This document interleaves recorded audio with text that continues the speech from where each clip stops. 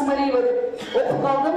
Мен сыймыктанам Стрелкова менен ошол экөөбүз эркек болгонубузга. Себеби дегенде ушунчалык оор күндөр болду. Ушул күнгө жеттик буйруса. Анан мен дагы айтып коеюн, президенттин ролу ошол тынчтыкты сактоодо ушунчалык сабырдуулук, легитимдүүлүк, эчтекеге баарыбыздардын жүзүбүздөр көрүндү. Эл баарыбыздардын жүзүн так анык көрүп алды. Ким эмнени уюштурду? Бийлик үчүн эмнеге гана барбайт? Бийлик үчүн баардыгын окко жамына алып, мына Евгения Григорьевна айткандай. Экинчи маселе, бул жерде экинчи маселе дагы мени 3 күндөн бери коркутуу, үйүмө келип өртөп кетебиз.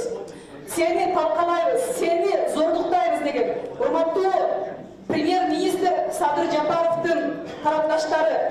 Садыр Жапаров премьер-министр болсун, ал татыктуу. Бирок мен эмнени айтып атам? Легитимдүү премьер-министр болсун. Келип ушул жерде кыйшык креслого отурбастан, ушул жерде бардык жогорку кеңеш легитимдүү мыйзам жолу менен премьер-министр болуп берсин. Ага эч ким каршылыгыбызды көрсөтпөйбүз.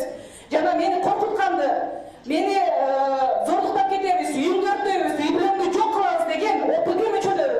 Мен жалгыз калдым ОПГ ушул күндөрү. Жалгыз күрөштүм ОПГ менен. Баарыңыздар токтотуңуздар ушуну.